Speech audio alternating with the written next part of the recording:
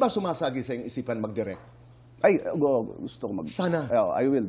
Darating yung panahon na yun na gusto ko mag-direct. And medyo strict to siguro akong, I'm very, observant. I'm very strict about my work. I love my work. So, and you're very passionate. Yes. So naiinis ako sa mga ibang tao na or sa mga minsan pagkatrabaho mo hindi siniseryoso yung trabaho. So feeling ko pag nag-direct ako, I'll be a perfectionist na Sana. As many directors are.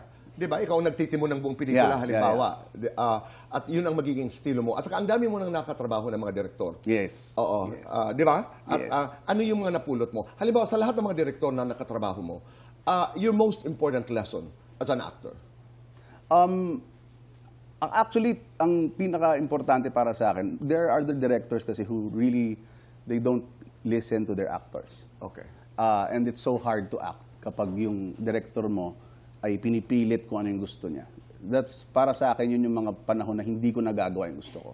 So, especially, I'm an actor. Kung dumating yung panahon na mag-direct ako, I want to listen to my actors. Kung hanggang saan lang sila, kung ano lang yung kaya nila. At saka the collaboration. Yes, it's very important. It's very important.